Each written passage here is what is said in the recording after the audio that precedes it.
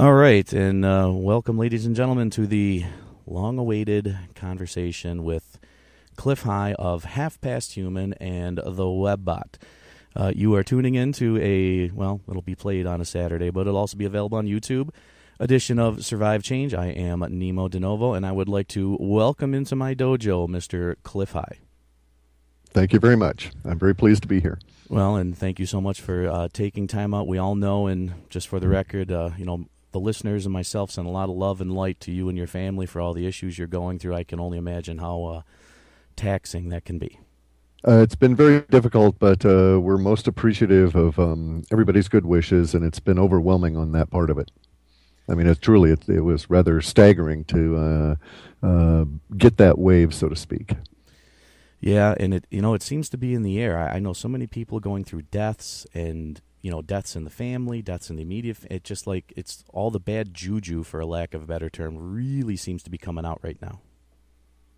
Yeah, but also, I mean, let's stop for a second and look at things in a slightly metaphysical way. If you look at the universe the way I do, and everything starts with this 22 trillion times a second vibrational pulse that comes on out, that has gotten us to where we're at now. I am of the opinion that the heightened levels of energy are causing just that effect, and it is a natural effect, just as the extinction of certain species on the planet, in that sense, is quite natural. Yeah, I'm sure humans are out there causing their a number of these species to go on their own, but we're at a point of extinction anyway. As the energy levels ramp up, there are bound to be individuals that just don't want to hang around. Well, and that's certainly a topic we'll get into as we move forward towards discussing, the global coastal event, world government, solutions, and the different things we're facing. And one of the things from my perspective, and I get a lot of emails about this, is I think people miss the point, whether it's you or Patrick Garrels or any number of different people that are kind of laying out, we're coming into some heavy doo-doo here. I think people get it wrong. It's not going to happen like a movie. It's not going to go down in 43 minutes and all of a sudden everything falls apart. I think this is a slow, systematic breakdown phase. Slow, systemic. Okay, that's poor choice of words. No. There's a reason to say systematic, because it is indeed that. A systematic breakdown is a step by step by step, each part of the system failing in turn in a series. However, this is even deeper than that because it is systemic, and the systematic component of that is overlaying, and what we're actually seeing is system by system by system fail. Each one of those failing in a systematic manner, and then the whole also failing in that larger pattern in a systematic manner. If we look at things that way, then, for instance, you could say in the world of humans, what will be the last vestige of the systems that is able to hold itself together?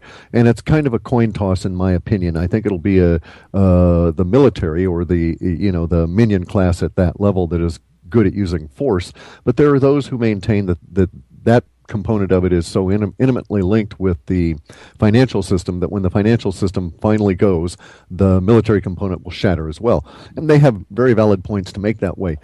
Really, it's a question of each system trying to protect itself, not being aware that they're so interdependent on all the other systems that very encapsulation is going to do them in the end. But you're quite right. It is systematic. I think it's part of the times. The Mayans and all of that, it could have been just a really good guess on their part, but everything sure fits, and lots of people are reporting heightened levels of energies that they're perceiving. We see a heightened level of vibration that's been called the Sololuneus by Gurdjieff and others, where the societies and whole social memes seem to be reacting to solar inputs. Just witness the Arab Spring now rolling into continuing revolution and all of this. Yes, there's all kinds of CIA people out there and others causing problems and instigating it, but they're taking advantage of an pre-existing emotional state within the planet. Very much like Temujin took advantage of a pre-existing emotional state within his own people and ended up becoming the guy we know as Genghis Khan. And he went through, from his particular perspective, he conquered most of the planet before he sort of backed off. Why'd they back off? Well, hey, the Sololuneus ended. He started at the peak of it. Well, and that's, true. And that kind of gets to one of my, I think there's some amazing ideas out there to deal with what's coming. My perspective through my life experience is the biggest thing we need to actually worry about is, I hope you'll appreciate the metaphor, and it is just a metaphor, is the zombies out there. We can prepare to survive a global coastal event. We can prepare individually to deal without technology for a period of time, if not indefinitely. But it's the behavioral issues of the people who are so conditioned and socially engineered that concern me the most. And how do you? I think the term "wake up" is wrong, and I'll give you a reason why. And it's something I don't think anyone's ever looked at. The worst thing we can do is actually go and try to shake people awake. I've been in prison. I spent time in a maximum security federal penitentiary, and there's a rule that a lot of people don't know about. The guards cannot touch you while you're sleeping, and you are legally not responsible for your actions for 8 seconds after you wake up. There was a case where an inmate was startled awake by a guard, killed him, and got off because the court ruled you've got so much time for your brain. Non compos mentis. Right, he wasn't in his right mind. Correct. Right. Which I think the truth movement or alternative, whatever you want, whatever label you want to put on anything other than the whore press, has been very wrong. We got to wake people up. To me, that's a process you got to find on your own. I agree, and it's very presumptuous. It's also really dangerous, and it annoys them. I love this old saying. My dad repeated it ad infinitum, so it's like burned into my bones. But he would always say, son, that's like trying to teach a pig to sing. It ain't going to work, and it's just going to annoy the pig. And that's exactly where we're at. Besides which, it's presumptuous. It's not our task nor our destiny to intrude on someone else. If they're not ready to wake up, you're just going to cause problems for yourself and for them. Also, I agree with you, the zombie behavior in the moment and for the next few months is our number one issue, because I'm of the opinion that once we get into some of the more slap you upside the head events, the sheeple that are still in zombie mode will more or less die off because they simply won't be able to wrap their head around what's occurring. And the others will be in the process of waking up and will need some assistance at that point. But they won't be zombies per se anymore. They may be in a trance and may have other issues, but they will at least be struggling to adapt to the reality around them. Well, and that's one of the places where I hope you and many others are right. I mean, again, we'll go back to prison a little bit. I've walked a very amazing road in life. I've been places and done things that most people can't even imagine. And the first time I was in a riot in a prison, I'll never forget, because it was a beautiful April day. A whole bunch of us were out on the rec yard, and in the blink of an eye, it went from as calm could be to absolute chaos. And you were fighting whoever, you didn't know why, there was no one you could trust. And, maybe it's my own prejudice a little bit in all of this, or what I've seen. I fear similar things like that with the masses. And I don't think it's an unjustified fear, and I don't like to operate in fear, but the bottom line is there's such a small percentage of us who could see what's going on and realize, this is just a part of a cycle that we're going through. It's not God, it's not the rapture, or it's not the end of the world, or whatever the case may be. Those people out there, the danger that they place, I actually think it may be several years. Because I don't think, if we look at the global coastal event as the trigger that moves us into this next evolution of society, surviving the trigger is easy. It's the aftermath that's going to be hard. And it's going to put a lot of us in a position to where, I had this discussion with friends off air. Well, do we let these people die? Do we re-educate? By doing all this, do we begin to put ourselves in the place of the people that we hate who, they're poisoning us and they're doing this and they're doing that? Well, are they making these decisions based upon it's the only way to deal with the herd, or because they are truly malevolent? I think both. I think that at some point there, let's work this all the way back. I think there malevolency and evil exists. I think it's on our planet. Go and listen to Sarian and his videos and discussions about that. He approaches it from a very sound philosophical viewpoint. I think he's got valid conclusions. However, I think there's a lot of people that are not malevolent, that are merely at that next level down where they serve the malevolency, and these are the minion class, and they view the herd as just that, as basically a mindless beast that you need cattle prods to shift around. And so in their viewpoint, they are perfectly justified. They have as valid a viewpoint and an approach to reality as anybody else's, and that should not be lost in what many people see as a contention or a struggle or a conflict between these opposing views of how reality is manifesting. And so if we work our way all the way back here, we see that, yeah, the global coastal event would indeed cause a massive disruption on the sheeple just at the level of the just-in-time supply system collapsing. That alone will engender certain changes within our societal structure that took about 25 years to create.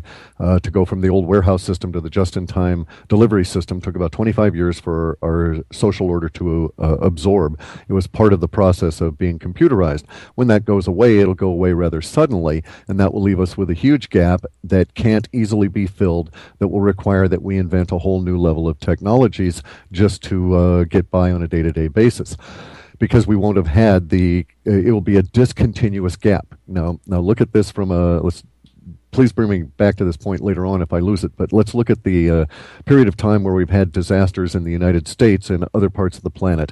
In the before the time of computers and the just-in-time supply system, if you had such things as the hurricane in Charleston in the early 1900s that wiped out 3,000 and 4,000 people and destroyed a number of the buildings and a large part of the infrastructure around that part of the Gulf, it did not destroy the ability of the people within that area or just outside that area to survive because they had warehouses full of stores that they were able to use to rebuild the infrastructure. That no longer is the case. We have those warehouses, and we call them the big box stores, and they'll exist for just a few days, and they'll be totally picked clean, and then that will be it. We'll be forced to go back to a new form, or forced to discover a new form of technology and interaction among us as we rebuild. I think you're quite correct. I think it'll take a number of years. It may be that the people that are slapped upside the head, that are operating in sheeple mode now, that are running around and thrilled with their Black Friday purchases on massive amounts of debt and have no thought for the future, I suspect that they'll fall into the regular statistical pattern of a third, and a third. So about 1/3 will wake up relatively rapidly, 1/3 will struggle with it, 1/3 will die. And at some point, the 2/3 that are more or less alive will become have to interact with those people that are awake, and that presents boundary layer issues that we will have to work out as we go along, and it won't be ubiquitous. As we've noted, the global coastal event won't even be ubiquitous. If we had a Pacific plate crack, northern Pacific area up here, I calculate it might be 2 years before Finland had an exceptionally high tide to basically announce that this had occurred. And it might be a year and a half before it was felt in the southern parts of South Africa.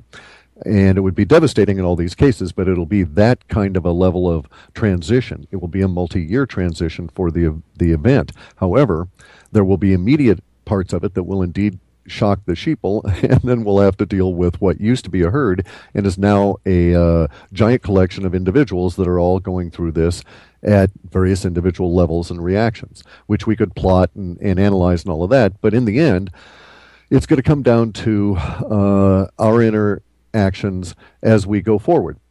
At the time of the event, say that you're surrounded by vast quantities of people that are waking up or reacting in one way or another. Some of them will react well and others will not.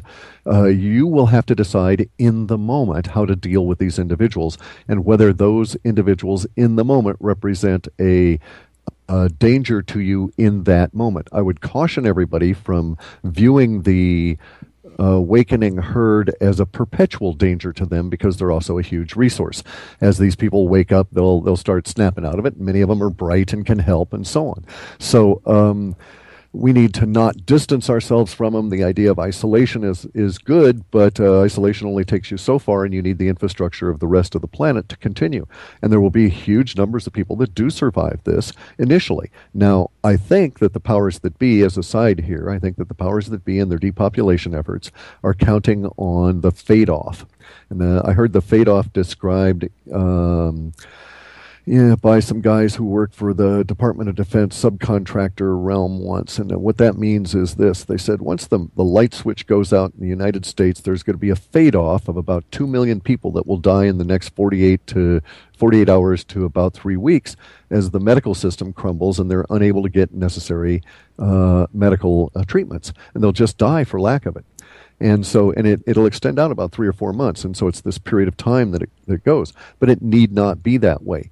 That's assuming all of these. Let me stop for a second and say that many of the projections you'll see, many of the forecasts you'll hear, and so on, are always making a huge assumption that you've got to always bring up to the forefront of your mind. When you hear the people say doom and gloom and so on, and the Department of Defense says 2.2 million people are going to die as a result of the electricity going off, that's only if the rest of us don't do anything.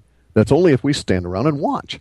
And, and they're making that assumption that nobody's going to do squat once this happens. It's like, okay, and now there's the rub. We actually have to watch out for the rotten, nasty bastards who, for instance, in Katrina, not only forecast all of these nasties, but according to inside information that I have from people that were there, they actually went around and shot individuals that were trying to do good things. And why they did it is anybody's guess, but there were far more deaths than what was reported in Katrina. Many of these deaths were as a result of executions from the mercenary crowd who were out to enforce a specific die New Orleans, die kind of a policy by stopping people from reacting. And so I'm of the opinion at the moment that the component that comes out in all of the remote viewing and all the forecasts about the government not being there after the global coastal event is a very good thing, because at least we won't have to fight these idiots as we're attempting to deal with the rest of the problem. So we cover all of that? Yeah, and I completely... I'm sorry. One last thing I wanted to bring up right away. I know a little tiny bit about prison, okay? And prison is an interesting concept in and of itself, and I know some stuff from a statistical level. So, for instance, did you know that if you spend more than 48 months in prison, you're likely to end up for a number of years, maybe a decade, looking quite a bit younger than your peers?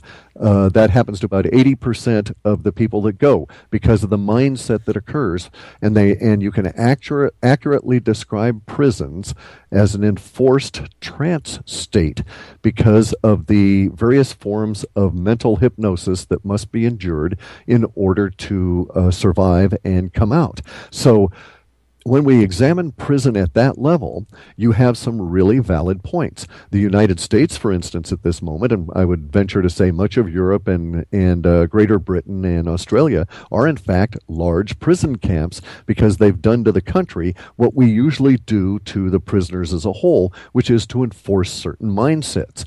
The riots that you mentioned and how it happened so instantly, with as though there was no warning whatsoever, as though a school of fish were turning or a flock of birds were flying and suddenly turned, and everybody participates and you just have no idea why. That is that a particular thing known as the rupture of the fugue state. And if you don't have something there, a mental state prepared for to replace it, you get this basically non-compos mentis. Everybody's flailing around, reacting in their lower reptilian mindset as best they can. Some people will flee and huddle in quarters. Others will just start lashing out. Yeah, you described a lot of that really well, and it's funny that you mentioned, there's a joke on the inside that, prison preserves you, and, because I did, and a lot of people also talk about if you do under 5 years or less, you got an 80% chance to come back and successfully reintegrate with society. 5 to 10 years, it's a 50-50.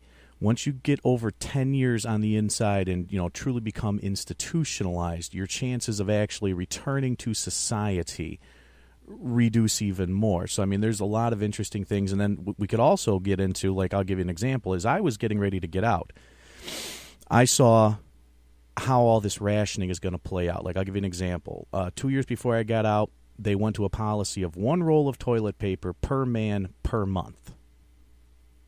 Wow. Well, I mean, I don't want to get this into a whole No, I understand. huge Right. prison debate, but prison, that's where they test things on society. It is a microcosm of society. It is where I learned the most valuable thing I learned in prison is karma is real. So you can't see karma out here. Someone can do something bad to you, and you'll never know. Well, most times, for more often than not, what happens. But on the inside, you get to see that, when you do dirt, it comes back to you. If you're on a 100-acre facility with 1,500 guys that aren't going anywhere, you really get to see the world in a whole different level. As I was getting out, they were taking cigarettes out, and they did it slowly, and they did it phased, and I saw how healthcare was coming to be, the changes in the healthcare within the penal system that a lot of people don't appreciate. I know one guy, it took him 2.5 years for them to remove all of his teeth and get him his false teeth. Sure. Yeah. Stories like that are quite common. Yeah. Oh, look, I could go on and on and on, and well, there's Obamacare for you, basically. That's what socialized medicine has to come down to by its nature. I love looking at things at a very high level because usually it is very instructive as to what's going on. And if you look at Obamacare, if you look at any of the socialized medical systems, by their nature, they must be systems of rationing. Absolutely. And, since we're kind of going down this path, we'll get into sovereign citizen versus world citizen a little bit, because on the inside is where I was first exposed to the entire sovereign citizen movement. I don't know what you would really want to call it. So I've done the UCC filing statement on myself. I've separated the corporate identity from the flesh and blood entity, and I've done a whole bunch of other things beyond that. And I want to kind of keep this at a high overview about some of this, because I will tell you, from my perspective, a lot of what these guys in the sovereign citizen movement do is plutonium, especially considering now the feds have a new criminal charge called paper terrorism. And that's where a lot of this stuff leads you to, where these guys are filing paperwork and liens and this and that. And not to say that what they're doing is not within the bounds of the code and the law that's existing, but they just become such a bother and a badger to the system. And my fear, I think the concept that you've laid out, and I've looked at the website for world government, and I've really looked into his stuff, and I see both sides of the equation. My fear is where I've seen some of these guys who, okay, so you know how to write a mortgage on a cocktail napkin. Send it to the Secretary of State in your state, and because the cocktail napkin has all the correct language on it to be a promissory note, they authenticate it as a real document. Then you take that and exchange it to a bank for a check, because this is how all this works, and you go and buy a house. Well, the problem with doing something like that is the power structure will let you get away with that for a little while, but then they're going to try to drag you into one of their courts and, as we used to say, test your chin. And if you don't know how to deal with that judge after a law enforcement officer has put you in cuffs and forcibly brought you in, you could spend the rest of your life in a cage because you didn't know the proper words to say to them. You kind of following where I'm going with this? Sure, I do. It's a very interesting position we find ourselves in, because the sovereign citizen meme, that's how I think of it, rather than a movement, because you'll note that unlike a movement, most of the sovereign citizen individuals that you ever run across, as soon as they achieve their aim, they drop out. I mean, they may be supporting of others and help others out, but they're not out there pushing and shoving for everybody to do it, unlike most movements, right? So. Correct. Okay, so the meme of the sovereign citizen is an accurate and a complete one, and it goes back to the founding of the United States and to this British fellow by the name of Thomas Paine, who was so enthralled with all of this that he came on over and joined the revolution. And the sovereign citizen takes his power from the same place as the world's government of world citizens, and that is from basically this idea that all government cites an authority that basically comes down to, in this place, in our planet here, the contract between the governed and the government. Now, in Thomas Paine's language, this is a fallacy because it is impossible for a government to exist until two or more people get together and have a pact between themselves agreeing to be governed by whatever, laws, rules, religion, or whatever. Until that pact exists, a government cannot come into existence. And the Supreme Court of the United States, the United Nations, everybody recognizes this. In fact, the United Nations went so far as to codify it. So let's stop and look at the idea for a minute of the terrorism from the sense of paperwork. The feds and all these people, they've got a real point there.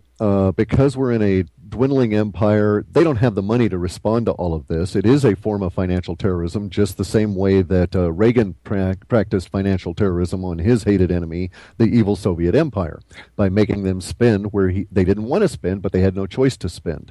And so in that sense, it's a perfectly valid statement to make that this is indeed financial terrorism.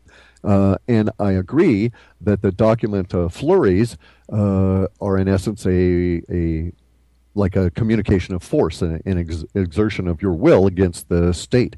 And I'm also saying, hey, more power to them. Simply because the state can't react and doesn't have the money to pay for it should not intrude a true sovereign citizen from meeting his needs, or his or her needs, and expressing themselves adequately and as they should. Now, as a caveat to that, I would also go and have real issues with anybody who is filing trivial ones, because you can't waste your time. You should not waste your time in life on trivial examples. So find one you really want to fight for and fight them all the way out. But don't waste your time and everybody else's with stuff you know is going to be thrown away, unless you've chosen that as a deliberate strategy, and then, hey, that's a valid choice. But you're going to cause problems for the rest of us, and be advised of that. So now, getting back to the idea of the Thomas Paine viewpoint that governance only exists between individuals, I go one step further and I say that government in all forms is basically communication. And we can argue how communication can work and how such approaches are valid and which approaches may be more valid in certain circumstances. But it is nonetheless, you'll note that wherever we go, wherever we talk about government, we are indeed talking about some form of communication. And you can say that, well, that's not true because government bombing Turkey or Afghanistan or whatever is not communication, and I beg to differ. It's not good communication, but it is nonetheless an expression of communication between two groups of humans. One group of human, in this case, the helpless victim, has not got a clue as to why all this is occurring, and the other group, the group that's doing it, is doing it for their own agenda that is independent of what should be the communication between those two parties. And my point, and the reason that I've abrogated the idea of the sovereign citizen, I'll still use those techniques, many of the tactics, and some of the specific tools, because they're also pertinent at a world citizen level. But my approach here, and the reason that I took the world citizen approach, is because the idea of the nation state claims its authority from a particular chain of authority, if you will, and you leave yourself vulnerable as a sovereign citizen if you are relying on the nation state as your ultimate backer of authority, because at some point the nation state will not back you, and that is at the point of its own existence being threatened, as, for instance, you note with these guys with their paperwork terrorism, where they send in documents all the time. The state eventually says, and starts slapping some form of sanction on them just to get them to stop. Even if they can't legally do that, they will take all other means at their disposal to just stop it and keep the annoyance away. And this is just the way that the state works in general. So, yes, it's a good thing to be a de jure citizen of your local republic. And this way you can tell the feds, in the case of the United States, you can tell the federal empire to go in and hoist itself because you're not part of it. However, if your local republic caves into that federal empire, you're kind of hosed. You're a little bit on the wrong side of that equation. As a world citizen, there is a misconception. If you go and read the site, you'll see a lot of stuff that people are saying, oh no, the UN's involved, Agenda 21, run, flee. People with, tainted backgrounds as socialists, communists, liberals, conservatives, Nazis or whatever are to be found among the people that have these world citizen passports. And it's like, well, duh, we're all on this planet. We're all world citizens, whether we like it or not. My point in this is that approached properly, the world government of world citizens can never be hierarchical and must by its nature continually collapse. I like looking at things at a high level. It must continually collapse down to basically a neural net approach, an Indra's net in the way of the Hindus, where every node can see every other node. And the internet allows this to occur. And since it removes the idea of a hierarchical authority from anyone, it is a better solution, in my opinion, than the de jure de jure citizen of a local republic, because this cuts the knees out of any federal republic, out of any empire, out of any nation state, simply because it is a de facto fact that all nation states derive their power these days from the governed. They swapped this over when we had the revolutions in the late 1700s that got us away from the kings. Let's stop for a minute and acknowledge that all the kings and potentates all claim authority from God, this off-world alien, in order to say that they should rule. And they claim this under the divine right of kings to rule. God came down and God ruled us all like a nasty father figure, according to the Talmudic influence on the Bible, etc.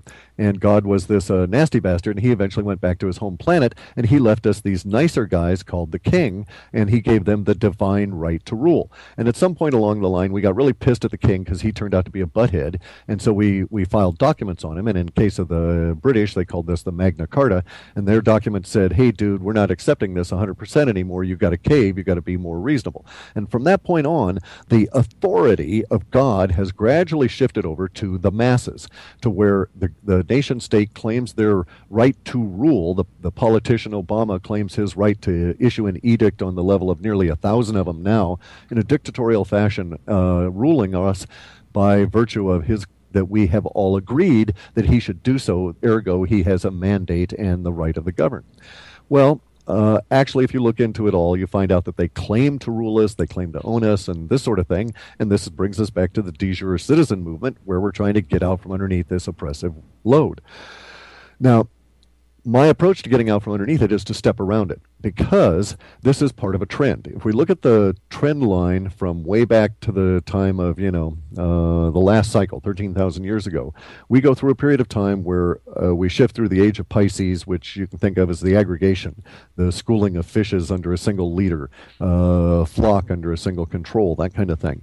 Now we're moving into an age of knowledge where everybody has the ability to stand up and determine their own fate and destiny. In such a different age, as we shift, we're seeing this also through the flow of humanity into giant nations, or into small groups, then nation states, and then giant nations, and then aggregation of nations into basically empires, rising and falling, and here we are at the last fall, just before the next cycle. And so, but as a issue here, interestingly, in a situation that did not exist at the time that Genghis Khan's empire fell, or that the British Empire fell, or any empire you care to name up to this point, we never had a situation exist where the replacement was clearly visible. Now the replacement is clearly visible, and it's all these awakened individuals. These awakened individuals will go off and create their own little sovereign destinies and will not react after we shift into this next age here the way that the empire would have us as the new empire try to form. So we're at a stage here where, in my view, the appropriate way to proceed is to jump the death of empire to this flattened neural network kind of an idea of a global world citizenry. Humanity as a more or less unstable, fractious, rabble-rousing, emotionally upset kind of a mass making its own destiny. And I actually think that that's a lot more valid than order. I don't like all these guys running around, New World Order, all their references to order out of chaos and so on. It's like, no, guys, I like chaos. Chaos is very good for the sovereign citizens. That's where we're heading as everybody wises up. So let's sort of jump to it now, declare ourselves to be world citizens, and we're there ahead of them. And yes, there are all of the attempts of the nation states to defend themselves by declaring the world citizen movement to be frivolous, communist, socialist, or whatever. However, There's something about this that they don't recognize. Within the very first precepts of the World Citizen, I read through the entire site, read through all of the commissions, bought all of Gary's books, read all of those. Gary is a very unique individual, and I give him huge credit for getting us to where it's at now. And it's time for me to make a participation in the World Citizen movement and then get out of the way and let someone else make another participation so that they can get out of the way and so on, and that's how this will grow. But my participation to this is to say that Gary is quite correct. We can claim there is no higher authority on the planet now, and this is backed by the United Nations. And while others will make statements about the World Citizen movement, or even the sovereign citizen movement, the power of that movement is never discussed by the mainstream or anyone, and I don't think very many people have analyzed that. And that power is seen in Gary's first statement within the World Citizen Credo, and that is that you must live in the moment. Because that's really, truly the only thing that exists, is this moment now. Now let's postulate how this might affect things. Well, it affects things greatly whether you're aware of it or not. Because say that I was to get into a debate with someone and they started throwing out labels, I would instantly say, no, you can't use that. I don't see a communist standing there. I see Nemo. I don't see a socialist over there. I see Obama. We may think that their behavior is reprehensible, but that's a human. In the moment, that is a human. Any of these labels are abstractions that take you away from the moment. When you force people back into the moment, they have to deal with the reality that is being presented to them. And thus, if you read Gary's books, you find out that that's what he did throughout his life with the World Citizen movement. He would, whenever he was in a position, and he would go and travel and try and make these documents have the same legal authority as anybody else's documents, which they do. You cannot, I will stand here and state that I will accept any person's legal authority to issue a passport for themselves or anyone else, and I will accept that from any government, but I will defy the government's claim that they have an exclusive right to do so. If they claim an exclusive right, then let them back that up with their actual presentation of authority. And if they are honest, they will admit that that authority has to go all the way back through the kings to this off-world god who gave them the authority to start all of this off. And until they present that God here for me to kick his ass, I say that they've got no right to claim a greater authority than mine to issue these passports. And since I'm a lazy bastard, I've just decided to go along with Gary and use his passport because it's a lot cooler than I would come up with, because I would have to crank mine out on a printer and color it in with my little crayons. And so I'm going to go ahead and use Gary's passport because it will look more official. And then in any given moment where I have to react as a world citizen, I will react in the moment without applying labels to individuals, and I will continually bring them back to the moment. And in the moment, they can't win. This is an ultimate battle where the common law exists in the moment. All other legal structures and abstractions do not exist in the moment. They are past future projections. And that's why common law will triumph. Now, it's a matter of a whole lot of people suffering, but a whole lot of people are going to suffer anyway, so I figured I might as well jump in here and get mine done right off the bat and choose those battles. Make sense? Absolutely, and let me just give you a couple things from, because you touched on some things that are very close to the sovereign citizen stuff. Now, again, one of the things that turned me off about that is it did get very biblical with some of these guys. They would take a lot of it back to the Bible, where I think it should be more rooted in common law.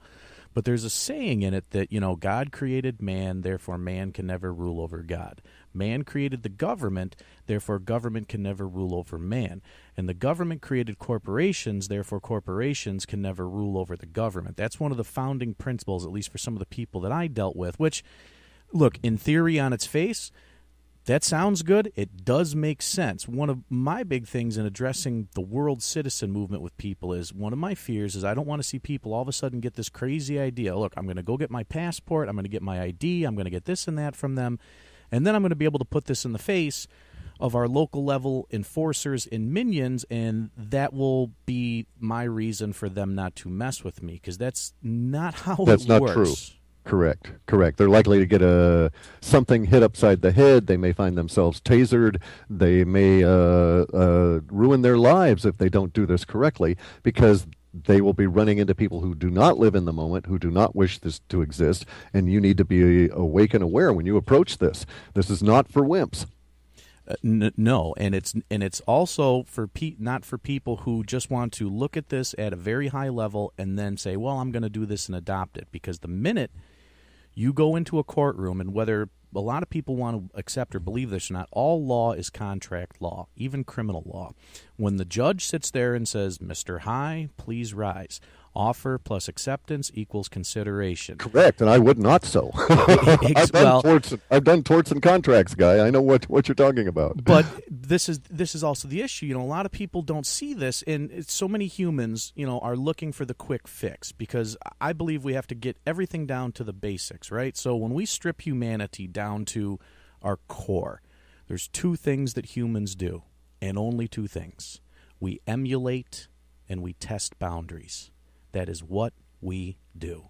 And you can look all over. That pattern repeats and repeats and repeats. So people may hear you or hear me say, I'm going to do this and that, and then they're, well, I'm going to get my world passport, or like some of the sovereign citizen guys, well, I don't need a driver's license because I'm traveling. Therefore, I don't need license plates on my car because it's not commercial. Look, when you do that stuff, you're asking the system to come and mess with you. Well, one thing you've done is you've stepped outside the moment.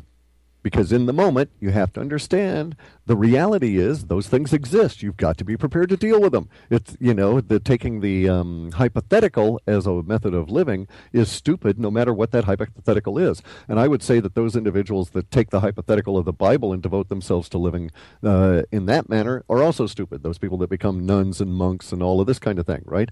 Because they're taking a hypothetical and they're not living in the moment. And they're attempting to organize their whole lives based on that illusion, and they're trying to project that illusion on reality, and in reality it doesn't bend that easily. so unfortunately you run into these situations where someone comes on up and says, no dude, thunk, or shoot you with a taser because you don't have the right words and your attitude is disrespectful to the moment. And let's stop for a second and note that I'm a peculiar individual, and I've taken a lot of martial arts, and I'm old, and I've got a lot of scars and stuff here, but one thing I have learned on the mats is that on a mat you have to deal in the moment, as you do in prison. That's another thing about prison. You may be in a trance state, but you're struggling continually to deal in the moment, and that's the stress level, because you are at risk in the moment continuously, as you are on a mat. And so in those circumstances, that sharpens your perception as to what works, what's valid, what's pragmatic, and so on. And it is the ability to stay in the moment that will keep you sane through this process. But we, again, have to note here that Nemo's quite correct. This is not for everybody. If you're not tough enough, don't do this. Let others drive that wedge for you, because it is difficult, and I fully expect to run into difficulties with this documentation. It's not like I'm expecting it in any way to be a solace or a savior for my life, and in fact, I contemplated greatly before getting involved in this, because I knew exactly where it was going to lead me, and that is to a whole other series of battles. Yeah, I mean, look, I'll be honest. I've seen some amazing things with this stuff. I've seen guys get thrown out of court by judges because the judge realizes that the plaintiff, for a lack of a better term, that they're dealing with knows the game, knows the rules, and the judge can't trick them into agreeing to his jurisdiction. Again, yes, and I've actually achieved this. See, I've done this in our lives here. I have used my knowledge of the Uniform Commercial Code to extract us from financial issues that we found ourselves in, basically being butt heads and not being awake at the time. And so once I become awake, I educate myself. Then I apply these tools, and they work. But they are also fraught with danger, because you are at risk of dealing with the nasty beast. And the nasty beast, which is the organization, whatever your organization you're approaching at the moment, you must think of them as a cornered animal. And you've got to treat them with the respect that the moment deserves, not that they necessarily deserve. And that's a big issue from the mats, is when you get into these things, treat that moment with respect, because any other attitude is going to increase your risk level. Absolutely. And, yes, you're right. That's what makes a lot of this, whatever label, sovereign citizen, sovereign Earth Alliance, de jure, whatever label you want to put on it, it is very tempting to a lot of people, because there's a tremendous amount of power behind this if you know how to use it. But from my perspective, this is another club situation. You and I might be able to figure out, oh, hey, you know what? We can write our own promissory notes and go out and buy properties all over America on a 50-year promissory note. And when it comes due in 50 years, we'll just issue another promissory note, and we'll keep all these titleable assets that we're collecting. But if you're not in that club, eventually they're going to not deal with you too nicely. So I really try to Yeah, let's stop right there and look at that, though. See, again, that is stepping outside the moment. As a world citizen, I wouldn't operate that way, and I'm not saying it's because I'm more moral than anybody else or anything. Maybe it's just because I'm lazy and I don't want to get myself into those kinds of situations because they take out energy. But it's also not operating in the moment. To attempt to acquire a thing without your actual... the way I look at it this way, it's really simple. When I add value to universe rewards me. And so I can't expect a reward without adding value. And thus I find all those people that are out flipping properties and all of this business in the height of the property boom, or the internet guys or the derivatives or any of these people, they're out there attempting to extract from universe reward without having produced value. It works very temporarily, and it has horrific consequences for your karma. And I would also like to go back to your other statement about karma in prison. You know the song Instant Karma? That was about prison, because that's the division line. No, truly, it is instant in prison because of the pressurized nature of those circumstances. But karma still exists out here. It's just got a little bit more latitude to come and get you when it wants. And so I find those kinds of schemes and attempts to use the sovereign citizen or de jure citizen or any of these document approaches, I find those... I'll just say I'm disgusted by that approach. By that behavior is not to my liking. We have a very powerful tool here. It demands an adult level of responsibility to go at it, and an adult does not attempt to extract reward from universe without working for it. Yeah, I agree with that. And just another little quick thing as an aside, because I do want to clarify some things for people. Another thing people have mistaken, there is more peace in a maximum security prison, and more respect and more honor and more dignity than there is out here in the streets. A lot of people get it messed up. There are more please, thank you, excuse me, pardon me, and I'm sorry in there than there is out here. And that's because of the immediate threat of consequences.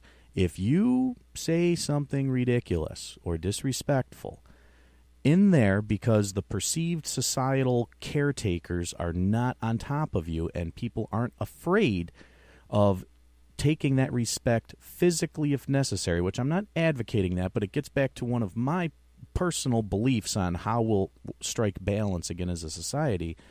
On the inside, you say something dumb, someone might come and cut your throat. Period, end of sentence. Right, wrong, or indifferent, it's the way it works. So you're mindful of your words and your actions before you do them.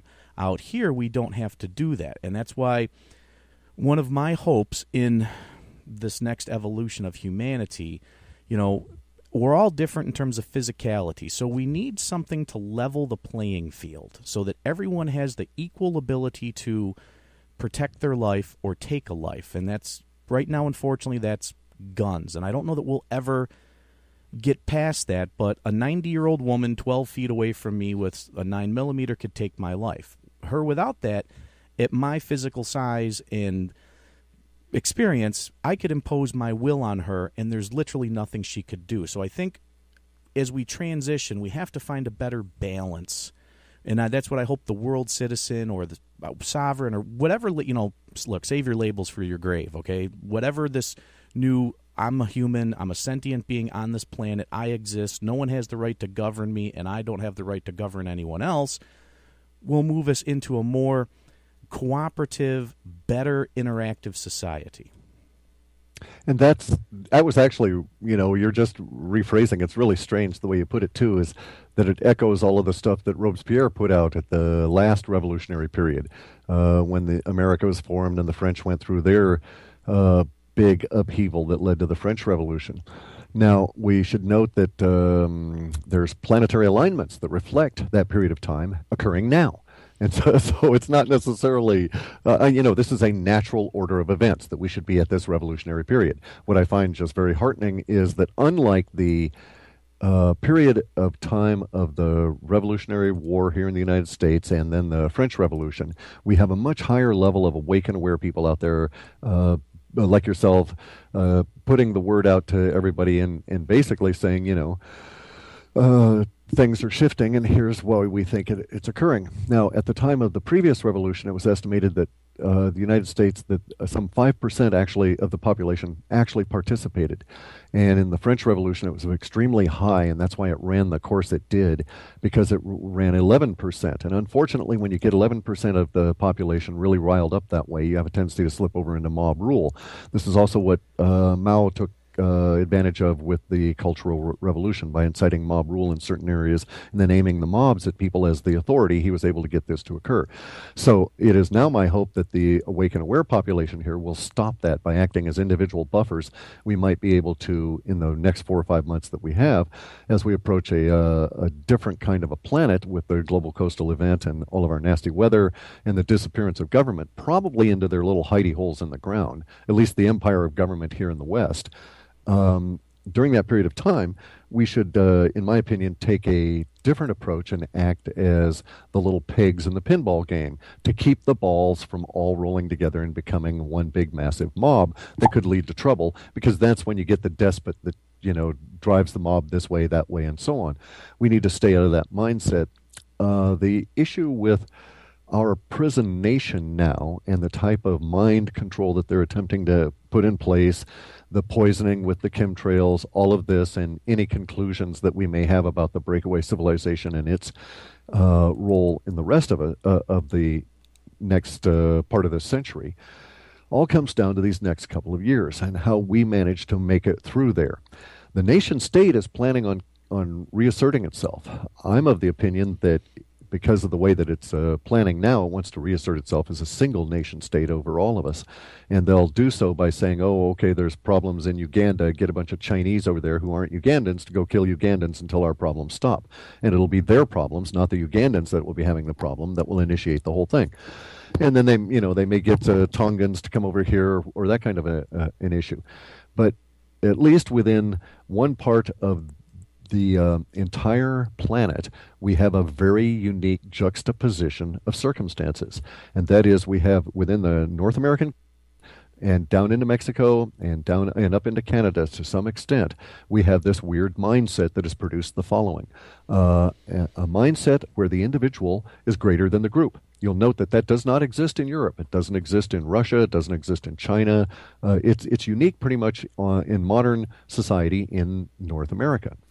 The individual triumphs everything, and this is because of the westward expansion and what we did to the Native American population as we conquered the nation. But nonetheless, it remains where we have this idea of the individual uber alles.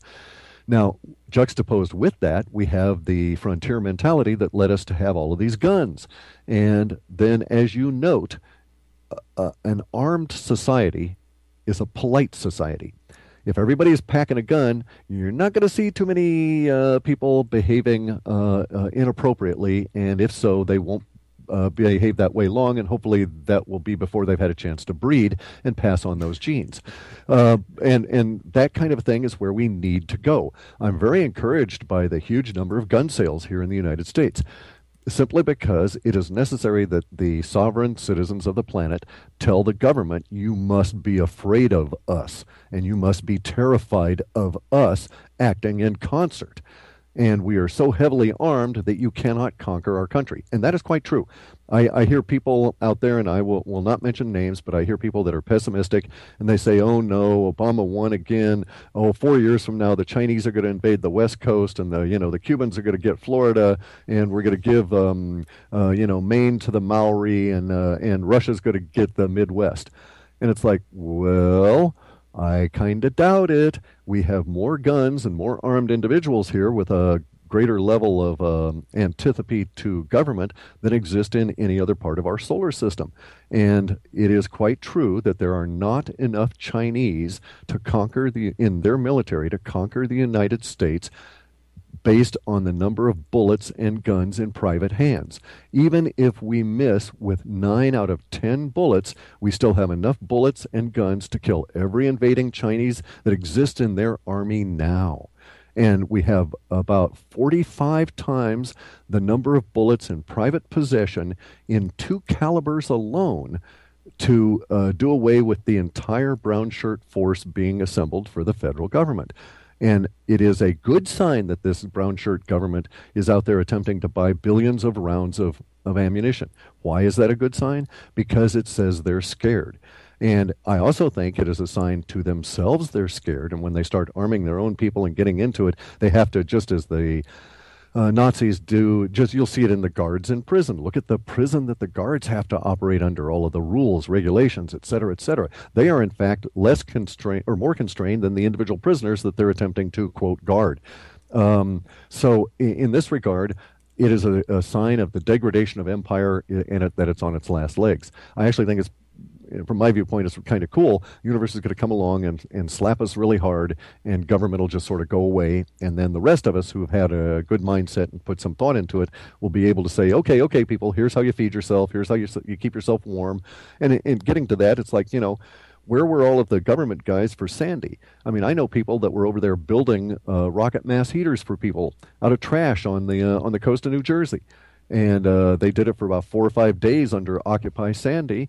And FEMA came along and started disassembling the things and hassling them about permits and documents and crap. Well, now they're hassling people about, in these in some communities that have put grills together to cook for each other. Where's your hairnets? Where's your gloves? I mean, this, just more and more stories of the nonsense there. And I completely agree with you. And I listen to, I get the fear mongers too. Oh, they're going to come and take our guns. Look, we can't even lock down Afghanistan or Iraq. There is no, they might get a city. They might be able to put Chicago or D.C. under martial law, but it is never going to happen across the U.S. That's just, right. We peaked in 1984, we peaked at the maximum number of personnel employed by the military directly or as contractors. Since then, it's been decreasing over time. We don't have anywhere near the number of armed troops, armed soldiers that would take to garrison the United States. The Chinese, who are masters of this, say that it takes 20% of your garrisoning population to the population you're attempting to garrison, so 1 in 5, which would mean that if you wanted to garrison a town of 1 million, you would have to have 200,000 troops there, 200,000 soldiers. It just does not work. The number of millions in the United States could not be controlled by the United States military that we have now, nor all of the Homeland Security, nor all of the militarized law enforcement. The only thing they can do, which is what they're preparing to do, is to bomb us with predators and keep us in a state of fear by same way they try and control Pakistan and Afghanistan, is through, death from above. Silently, the worm at night flies and comes and kills you, and you're just not aware of it.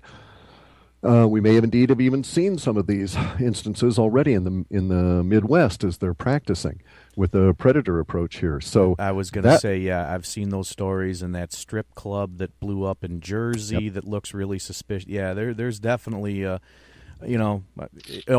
it's not a conspiracy theory. It's a business plan. There's a difference. There you go. Exactly so. Yeah. And also, by the way, anytime anybody throws that language at me, I irritate the crap out of my relatives, my mother, everybody, because I insist on living in the moment, and that includes our language. And so there are some things you simply cannot tell me because you're trying to assert a paradigm supporting view that exists not in this moment. Such that, big pharma is out to help you, healthcare is there to give you health, the schools are out to educate you, blah, blah, blah. And so I do not accept the approach that everybody's passing out, because a lot of it is disinfo as well. It's like supported, where the idea that we could be conquered by the Chinese or even in an aggregation of and invaded and the United States taken over is put out by the DOD and all of the subcontractors and all those guys as part of the fear campaign. They know the reality, and they also know that if that were true, if it could occur, there'd be no reason other than to make money for their friends to get into the predator business over the U.S. because it's just hugely expensive and it's not necessarily even effective. And you'll also notice how hard they're working on things like, robotized soldiers and checkpoints with that are not automated, or that are automated without manned individuals there that have guns on them and all this kind of stuff. It's because they know they just don't have the personnel to control it, and the situation's going to get really dodgy for them fairly quick.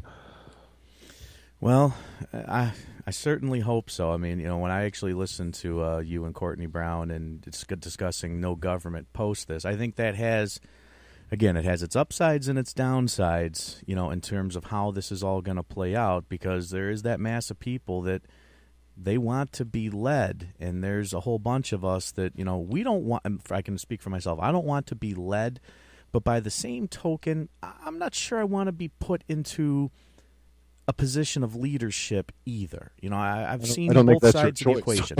Yeah, but I don't think that's your choice, dude. Universe does with you as it chooses. Well, that's true. My sister jokes about this. I shut down one of my businesses recently, and what I've gotten into, I mean, you're doing the permaculture university. I'm doing something similar but a little different in my own local level, where I'm reaching out to civic organizations, religious groups, and having a different type of discussion about disaster preparation without the fear, and strategic planning, and also working with them to learn how to maximize and use their resources. And I put my beliefs aside. I'm like you. I have zero use for religion. But unfortunately, it's a powerful entity within our communities that I think if we can plant some seeds in their head how to look at things different, they may be more of an asset down the road than we realize. I agree with you there. And if Universe moves you that way, that's certainly the way to go. One of my goals here, for instance, with the remediation of the land was actually, it's kind of sneaky. Let's not tell anybody. But what I want to do is this combination of things called swales and another thing called hugelkultur, Hugelkultur. And what you do is you take hardwood, deciduous hardwoods or softwoods, and you bury all this wood debris under a specific kind of a mat of soil that encourages the wood to rot. And then you instantly, as soon as you make these little mounds, you come along and you plant seeds on top of them, and then you put branches over them. And once they get one good soak from a rain, that's it. They don't ever need to be watered again. Now imagine a guy going out for, say, 4 or 5 or 6 months making these, and by the way, they'll produce, if you plant them with food crops, you could produce food for 3 or 4 or 5 years off of these things simply by harvesting the plants that would naturally reseed themselves. So there's no other investment other than your original investment in labor in creating them. And I would do it with a little tractor and use some small level of diesel. But my idea was to go around to all these hills around here and create these things and to teach others to create them, because they can be created fairly rapidly, planted for long-term use. They can even, in my scheme here, I was even going to plant wildlife supporting plants to draw the deer away from the human food sources and so on, and have wildflowers for honey harvest and all of this other in an organized approach, because guess what's going to happen? We're going to get a lot of people that are going to go rushing up into the hills. Mm-hmm. Wouldn't it be nice if they had food up there waiting for them?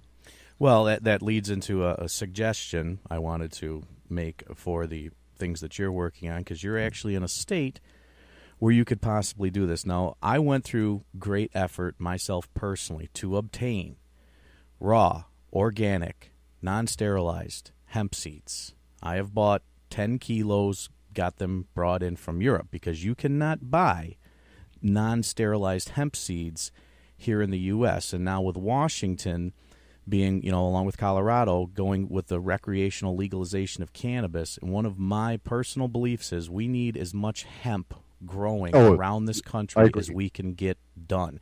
And if I was to, hypothetically, I'm not encouraging anyone to do anything that would be considered illegal, but now that industrial hemp in Colorado and Washington is available, I think it would be a great business idea for someone to start bringing in those raw hemp seeds, and I'm sure they'll find their own way to make it out of those states into other states, because I'm a huge hemp advocate. I think it is the plant that will save this planet in more ways than we realize, and because of the prohibition against it here, I think we're in a weird window of time. One of the biggest things that could help people for food, for fuel, for shelter, for clothing, we can just go down the list, coping with whatever these earth changes are, would be as much hemp as we can get out there. Sure, I agree. And also, let's not forget the hemp seed, when crushed, produces a perfect balanced amino acid omega 3 to omega 6 ratio oil, and it's absolutely marvelous. I love the plant. It has the ability to provide us with fibers that produce stiff rope. And man, if you're a sailor, I've got some stiff rope here I can lift my boat with, and you just can't do that with any of the soft modern ropes. So it is just truly marvelous stuff. The thing about it here, though, is of course they're producing not industrial hemp so much as they're going the other way for the THC content, so the seeds are very expensive. But that is actually one of my goals, is to set up a rope farm, if you will, a hemp farm for the other purposes of the plant as part of the process of our land remediation here. And I suspect that we'll see, if we bumble through, imagine a situation where we get, over these next 5 or 6 months, we're going to get a bunch more earthquakes, a la Patrick Garrel. His method of determining this has been just staggeringly accurate. I think he's about 89% overall, and in some cases about 92 if you look at magnitudes. But in any event, we'll get other earthquakes. We'll get the global coastal event. As we come on out of that, it's going to be the good part of it for us is that it will not necessarily take us in winter. There's a real suggestion in our work and within the remote viewing work that's been done for the validation study that I commissioned, as well as Courtney's work. If you look at some of the details as to the plants that are available and what people are doing, and look at the weather conditions and so on, it looks as though humanity will be spared in the northern hemisphere having this occur in the depth of the worst possible period of time, which will be through the end of February. So, because we would not necessarily have as high a level of recovery, simply because the conditions will be so harsh. Now, after it occurs, as you say, will be a marvelous opportunity. I don't see the downside of no government, because I've seen what our idea of government is now. And if you say, I've heard a lot of people say, but there won't be any help from any of these people afterwards. And it's like, Sandy, Katrina, Rita, and on and on. Yes. You're not getting any help now.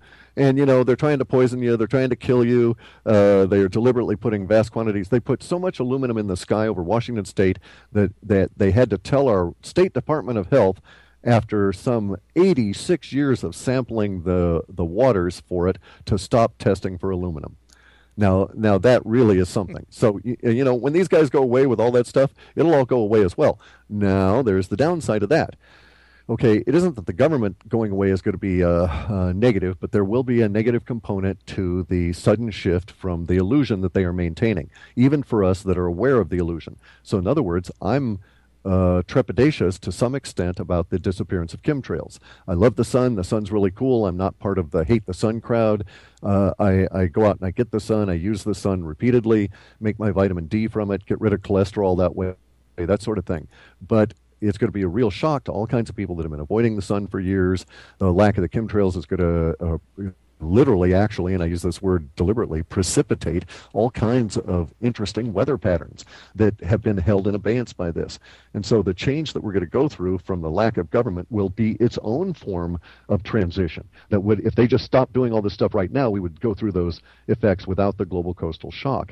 But we'll have one right after the other. So it's going to be an interesting time. But the good news is we'll be in a period of time where the weather shouldn't kill that many of us, and there will be a possibility of at least getting some level of food crops in the ground at the same time harvesting what's available.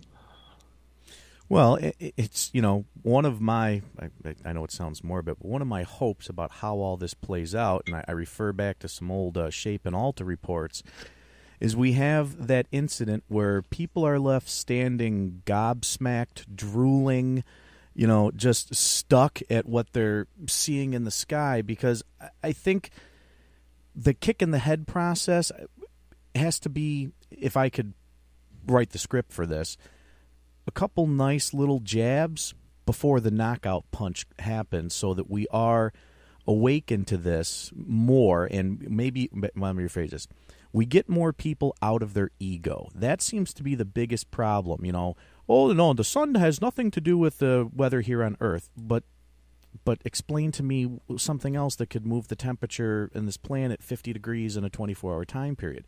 One of our biggest problems, from my viewpoint, is that ego in so many people, in our our very narrow-minded view of this planet. And again, you and I had the pleasure, I gave you a little bit of my background. For me to make it to the place that I'm at, to, look and say, well, you know what, there are particles coming in here that, although I cannot see them, they are affecting things here. We have to learn to widen our view to all of this, but that is like painfully impossible for a lot of humans. And this gets back to mindfulness, really, the living in the now. Because if you'll note, ego does not live in the now. Ego is specifically, you have to look at the anatomy of the human body in a way that they don't usually teach you in school. Usually, I have never been in any situation where I've seen any academic text discuss the second brain. The second brain of the human is that there is a neural mass that is neurons and exactly the same as the neural mass. And it's around your intestines, correct? And that's where ego lives. This was something that I got into years ago. So let's stop for a minute, and I'll tell you about the WebBot stuff, right? And how I got started with this. So I had this idea about the internet's coming along. I'm working for a major software company up in Redmond. And major software company had me doing some stuff, and I ended up with this language model in my brain as to how humans communicate in language and how it was working on the internet. And I had this flash of insight that I could use it as a predictive tool if I could overcome one barrier, and that is the assigning of an emotional value to a word. Because all words have emotional values that change continuously, I knew that this was, part of the algorithm. So the emotional value had to be a non-constant, but it had to have at some point a constant basis that was factual, that was in the now, if you will. And so I discovered through, or was aware of through all of my years of various weird kinds of training, yoga, martial arts, etc., that the ego exists in our second brain down in our gut, and that if you're in the now, you cannot be an ego, because being in the now by its nature is an absolute factual shift of your consciousness into the frontal lobes of your brain, and you're not living in ego, which is out of your stomach. And so as starting in on this, I set up a lexicon, a list of all these words, and I started the very daunting task of going through all the words and assigning emotional values based on various different conditions for duration and so on. And I started with the biggies, love and fear. And one thing about it was love is not a stomach-based emotion. And so I was able, using this understanding, to go through and separate the human emotions as had been categorized by innumerable people ahead of me in a very nice way, by whether or not it was factually, physically based around the fear emotions that ran out of that second neural set in your gut, or out of some other emotional hormonal set that was not there. And then in the process of this, it came to me, of course, that anybody who ever speaks from ego is not in the now, because they're speaking from their gut. Literally, truly. And so I think, as a tool, as I cite back to the world government of world citizens, if you accept that credo that you must, as part of the world citizen movement, live in the now when dealing as a citizen, then you'll note that, all kinds of things just drop away, ego, etc., and it becomes very easy to get people to deal with you in that, or becomes easier to get people to deal with you in the now. As a world citizen, as opposed to their idea of you, communist, libertarian, conservative, Christian, Muslim, or whatever. These are all labels that don't exist in the now, because in the now, there's merely a human standing in front of you. I wouldn't know what a Muslim looked like. I've never seen one. Never seen a Christian, never seen a capitalist, and I wouldn't know what a communist looked like. I've heard descriptions of them. They sound really scary, but I've never seen one, I've only seen humans in my life, and I've had to deal with humans in the now. And whenever anybody wanted me to deal with something else that was not in the now, they were dealing with from ego, from fear, from all of these projections, because there's one other insight that I got from all of this work. It is the second brain around your gut that projects you in time forward or back. If you are living in the now, and you are living in your brain, and you are reacting to the hormonal influences that carry your emotion in the brain as opposed to in the gut, all of those emotions exist in the now. Love is not an emotion that exists in the past or in the future. It is present and you feel it. Fear, that's not true. Yeah, I would agree with that. And, just as a side note, I've lived with all different kinds of people. And I tell people this when people bring up the whole Muslim, Christian, I've never met a person of a different race, different color, different creed, different religion that could look me in the face and say these magic set of words. I hate my family. I hate my children. I want terrible things to happen to them. That is the common bound that we all seem to share. And if we can, I agree, live in the moment and put all that stuff to the side, we'll find out we're not as far apart as we think.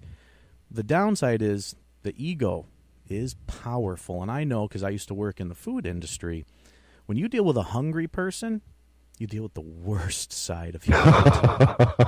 That's true. That's true. But that's because they are indeed existing somewhere other than the now, truly. And everybody says, "Oh, no! If you're hungry, you're living right in the moment of your hunger," and that's not true. If you're hungry, you're reacting to the projection from your second gut down there of all these hormones and stuff that are intruding on the now, trying to cause you to do something for a future action. That is to say, assuage that hunger. It's a little complicated at that level, but I agree with you that and actually this comes back to my main point. The tool of in the now. If someone, if I have to deal with someone with the documents, I will keep bringing them back to the now. Anytime they bring up labels or any of this, I will use the same tactics that is used in the sovereign or de jure citizen approach, which is to say, substantiate your claim to authority, define your terms, be explicit. I may be stupid. Please, I'm sorry. I'm just an ignorant old bald dude here. You got to explain the term you're trying to question me on, or we may have some issues. And by continually coming back to the now, you basically can defeat these individuals. And because at some point they will either acquiesce at a low. This is true of government. I've lived in and worked in local government for years and years and years.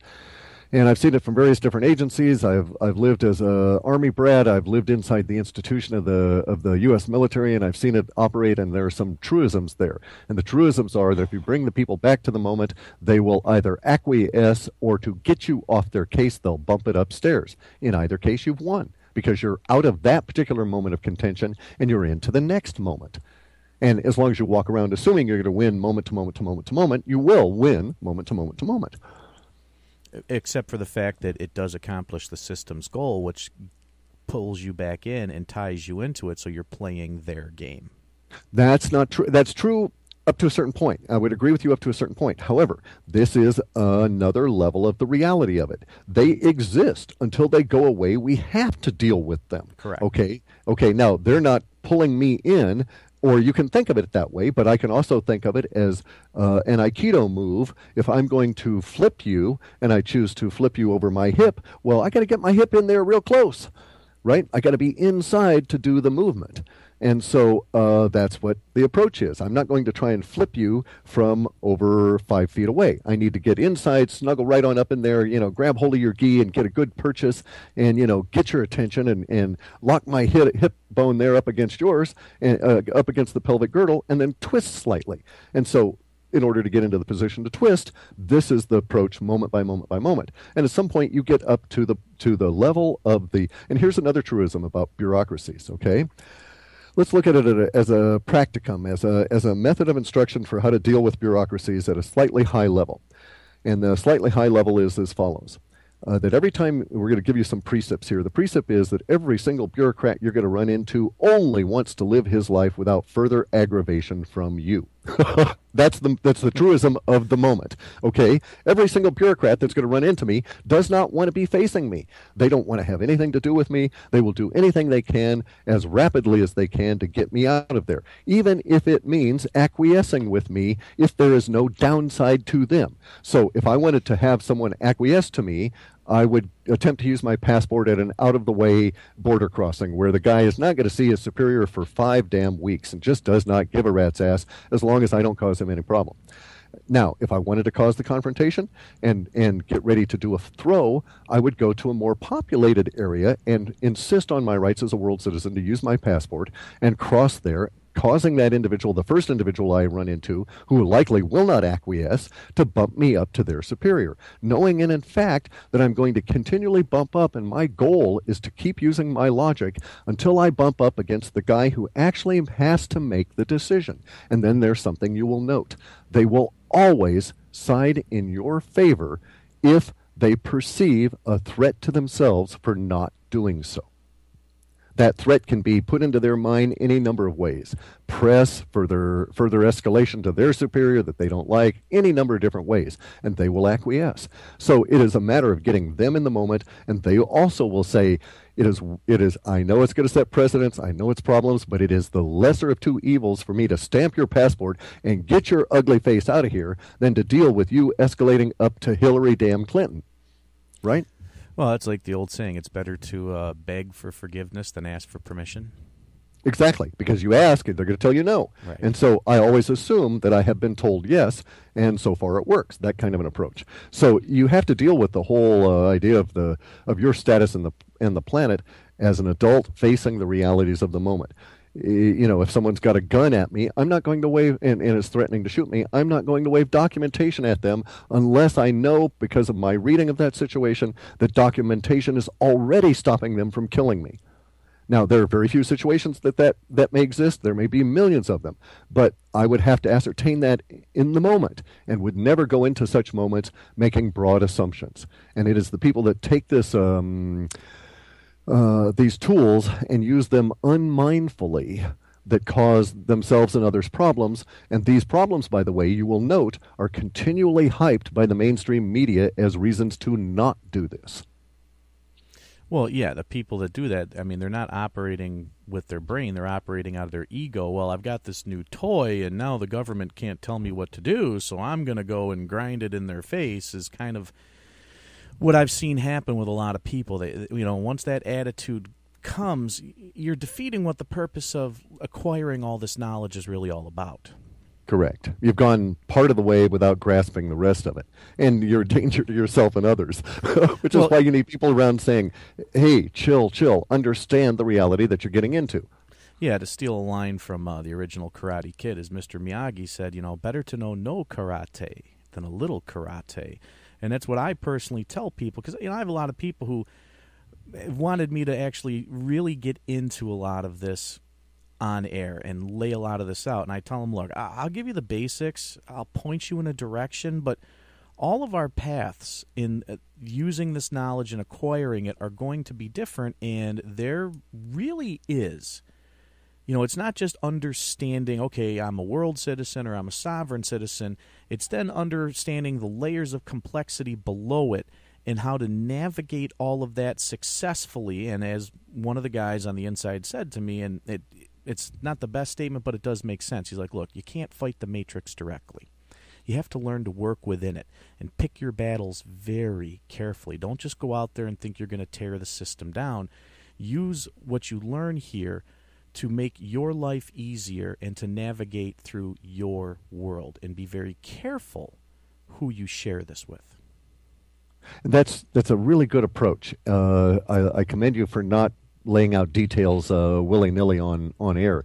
I find this as one of those initiatory kind of things. There's this guy I know, Jay Widener, who's big into alchemy, and he's always talking about the initiatory process, and he's got a real good point.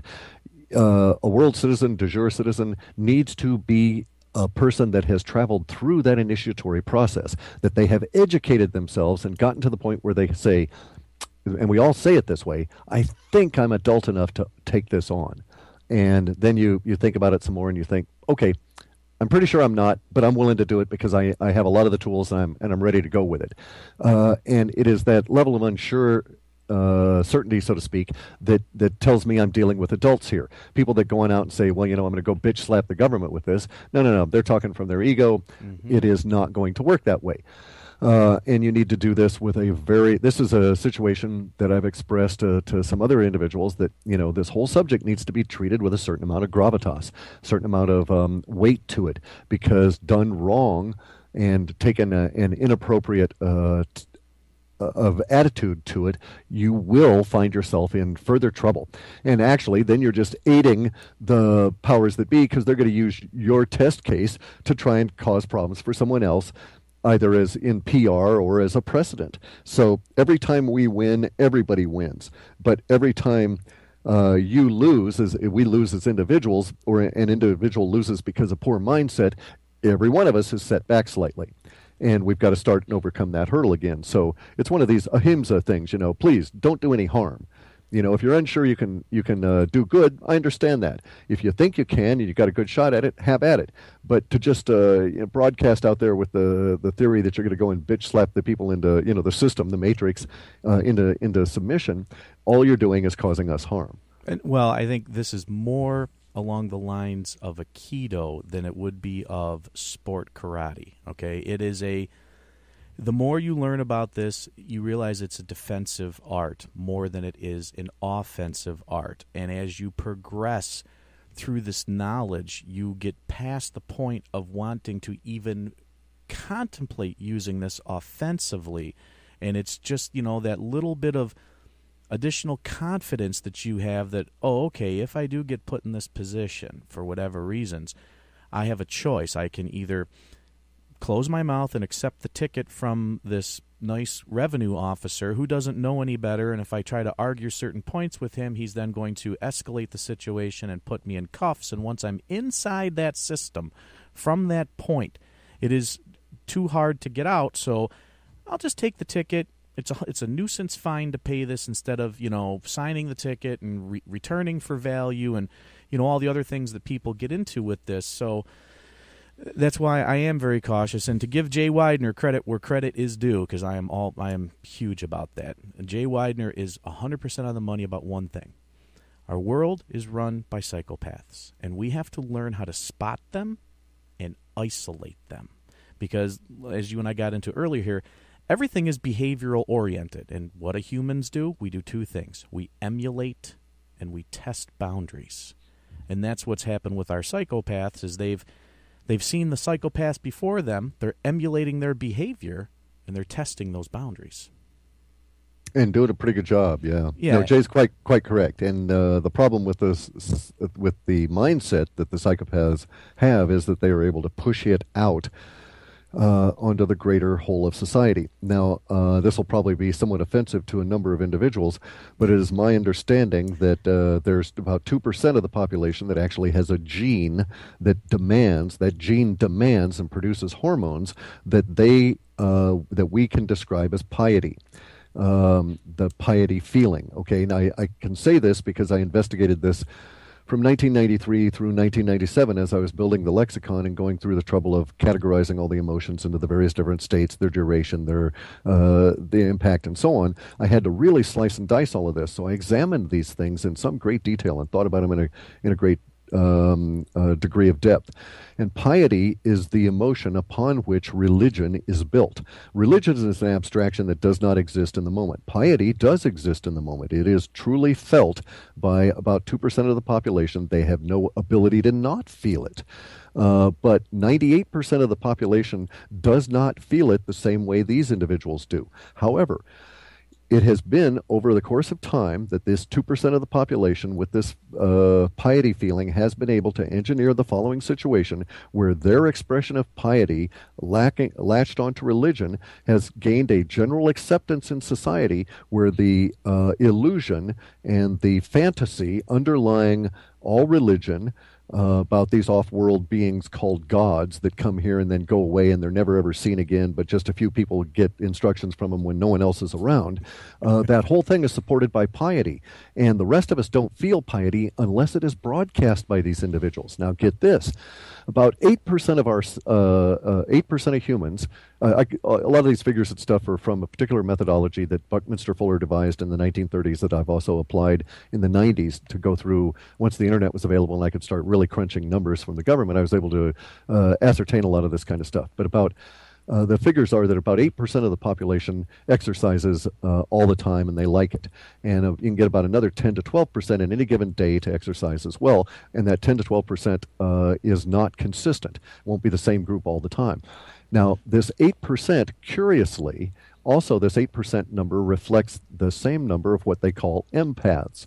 There's about 8% of our population that is born with a particular set of emotions, hormones that cause emotions, that cause their brains to get into certain positions, so to speak, their consciousness to be in a certain position to where they can actually pick up and feel and resonate like an entrainment, two tuning forks next to each other. They resonate and their bodies vibrate with the emotions that come off of other people.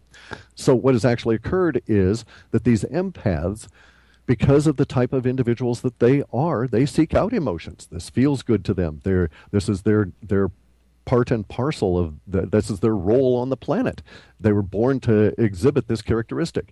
Well, in our society, for a number of years, those people that produced the highest level of emotions were the pious, and so the empaths cohabited with in a particular kind of a way with the pious, and they have a certain mass that was about 10% of the population that is religiously biased, if you will. Okay, they are biased to believe in religion. The empaths, because the people that are exhibiting piety don't have someone come along and laugh at them and say, hey, that's really a nice little fantasy you got going there. I ain't going to buy it, and then they go off.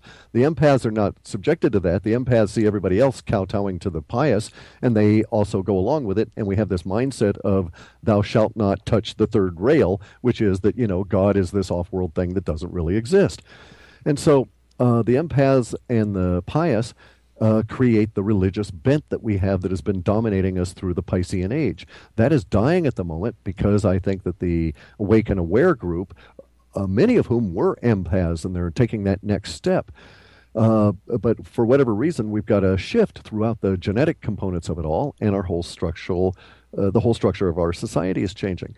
But the mindset that allowed people to go along with the fantasy of religion is the same mindset that transferred over to government and to all of the institutions that are enforced by the mainstream media. And that's the battle that they're fighting at the moment, is to try and reinforce that particular set of mindset based around the 2%. Now, you don't have to accept anything that I'm telling you, but you will find it curious. Very, very curious if you go and examine the number of actual pews in the churches in the United States, or any country for that matter, and plot it against the total population base, and then come back and tell me how many people could actually go to church in any given one period of time. I'll have to look. I would assume it's got to be no more than 10%. 2%. Really? Quite true. Well, that makes sense because a lot of churches, and I've been a long time since I've walked into one. I usually like to wave my hand over the holy water in the Catholic Church, see if I can make it boil. Yeah, not living in the moment, though. Right. Well, it's like the old joke, right? Liberals lie and conservatives believe. I mean, yeah. And this does come back. But then also look at that, though. I mean, even the joke itself, even the expression of duality, sorry to interrupt, is basically the statement of the same thing. Liberals lie, but the only reason they can lie is because they have an underlying fundamental belief of some form that they're attempting to lie about. Right. Well, and that's, where we're at, and you want to talk about making people mad. I make people I get some really angry emails when I say, you know what, humans, we're more trainable than a dog. And we don't want to accept this. I think the time has come for good-thinking people to stop running from the flaws in humanity and start embracing them and counting on them. You can't convince a dog it's not a dog. But you can convince humans. They're not. I agree. Not. I agree. Okay? That's a good insight there, yeah. In this, when you start to break, we can take religion for a moment, okay? So, most people who, like I was raised Catholic, although I was the bane of the church I went to. Oh, my God, at confirmation, I embarrassed my family horrifically by asking questions of the bishop that I shouldn't have. But, religion, they start us early, threat of, if you don't do this, you're going to burn in hell. And, you can just see where there's all these massive mind constraints, and it's so easy to get people to go along and not question and, take the George Carlin line. They don't want us to. They just want us to think, do the paperwork, and run the machines. But I'm hoping we're crossing in this new age into a place where we can start really understanding not just the planet, but the entire universe around us that we live in. Because I think there's so much more going on. Like, I get the Christians really mad. We're made in God's image, right? Yeah. And oh boy, God's got to be one ugly son of a bitch. Well, no, this is what I tell them. We're made in God's image, right? And he's perfect, right? Yeah, God must be a retard. What do you mean? That's well, if we only use 8 to 12% of our brain, find me one other animal on this planet that has a rev limiter on their brain. Right. Right. Or my thought is that looks as bad as I do. If I'm made in God's image, boy, I never want to meet that sucker. Well, Yeah. I mean, we can go so many places with this, and Yeah. these are all the little things that It's I have friends of mine that are have religious people in their family, and from some of the stuff you've written about, I said I'm waiting for the day that everyone's standing out there drooling because something's up in the sky that's kicking them in the face, and I keep warning people, look, whether it's going to be this comet coming in or all these other things. It's not the end times, people. This is just a cycle. History doesn't repeat, but it rhymes. And we've got an interesting situation here at the moment, now that you bring that up. It's something I was going to bring up earlier. Part of those old Alta reports that discuss that, you'll note that the people that were looking up were on battlefields. And it was a case of generalized ground warfare going on. Yep, and they put all their weapons down and went home. And actually, out of your waiting for a period of time when we had the conditions that would cause that to occur, and we have not yet until now, because the nature of the old Alta report, the geographic references were more than just like Iraq and Afghanistan. It was global, and so under the circumstances, have we had situations where we've had armies all over the place doing all kinds of things in a global nature? Well, we're getting there right now. And so I think we may be very close. In that sense, I see the current move in the eruption of the discord throughout Northern Africa and the Middle East, as well as new areas of tension in Asia, as being part of the precursor necessary for that particular set of temporal markers to appear. And we appear to be getting really close to that. Well, I can tell you this perspective from someone who's served. In the last report where you talk about that, the time is coming and the weapons will go down, and that'll be the last contention between humans for other humans like that. And I've posed this question to the listening audience many times. Do you really want to be free? Are you willing to pay whatever the toll is to truly achieve freedom? From my perspective, in the things that I have been through in my life, if you are never right about anything else, that is the one thing in all of the shape reports for my nieces, my nephews, my children yet to come. I will pay whatever toll we have to pay as a society and as humans to see that come to pass, to know that generations behind us, you might have human-to-human conflict. You might not like your neighbor. You might have a duel out in the backyard. But to end that kind of conflict will be worth whatever it costs. No electrical grid, no just-in-time delivery. I don't care if it takes us 40 years to get back. That is all that matters. And see, that's why I'm working so hard with the various different things at the moment, the world citizen thing. That's why I'm putting the energy into it now, because it plants that seed you were talking about, gets people thinking about things in a different way, so that when circumstances appear, it's to a certain extent. Now, understand, I'm talking from truly from the moment. I don't have any ego investment in this at all. It's not me that's doing this. If I had my ego's way, I would not do any of this, because it's a lazy ass.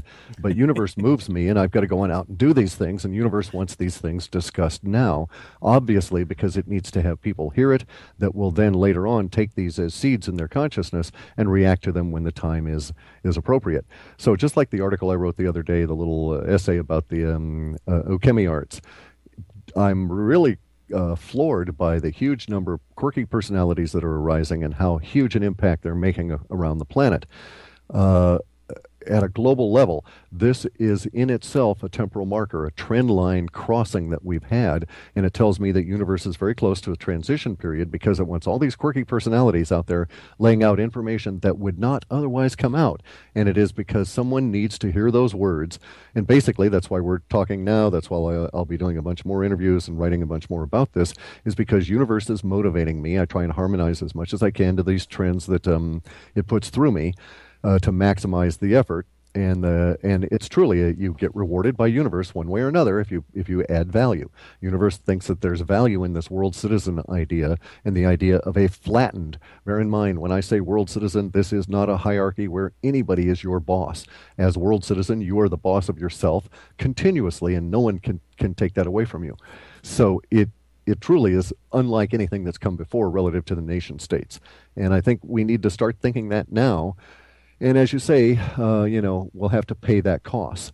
Not everything in life has a price, but everything in universe has a cost in calories and effort and energy and intent. And it's necessary for us guys to get out there and just do it. And at this point, cautions aside, but bear in mind, this is an early adopter kind of a thing and a visionary kind of thing. And in this sort of an instance, I'm cautioning everybody about the world citizen and the du jour citizen. Let the tough old bastards out there like myself do this first. If you don't have that drive to do it, harmonize with some other direction of universe, because it's going to be a tough road, especially for these next 4 or 5 months, because the nation state is going to harden up. It's going to try and protect and defend itself as the matrix tries to ensure its existence against, as you said, the systematic failure. Well, and it's why I've asked. I listen to so many people. They say, I want liberty, I want freedom. But are you really... Well, let's stop right there. Sorry, I'm a linguist, so those two are not the same. No, they're not. And liberty is granted. If you were in Yes. prison, you could be granted liberty, but you could never be given freedom. You could live free in prison, but you would have to take that freedom and exist and live in it. But others grant you liberty. So when they say, give me liberty or give me death, no, I don't want liberty. I'm taking my freedom. Well, yeah. I mean, I tell everyone, look, liberty is a privilege given to sailors.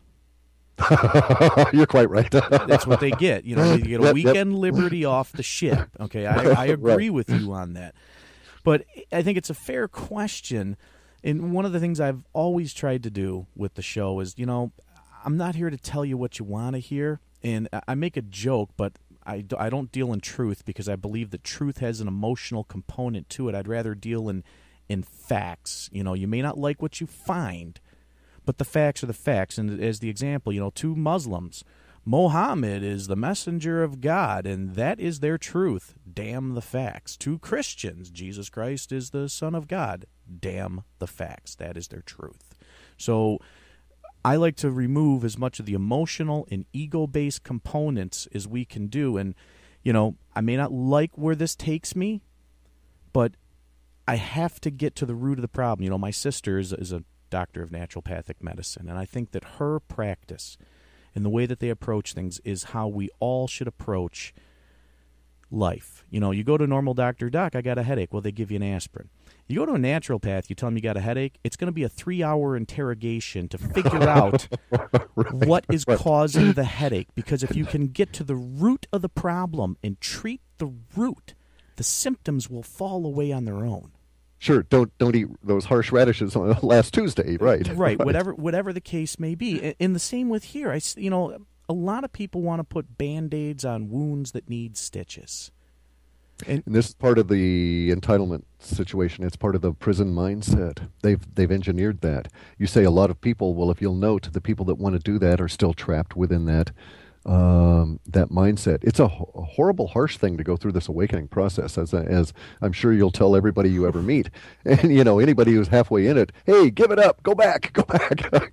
It hurts when you're out here, because you got to question everything, and it is terrible. Well, and I'm honest. But I'm ready to sit down and stitch it up. I'm not going to put a Band-Aid over it, because I recognize that.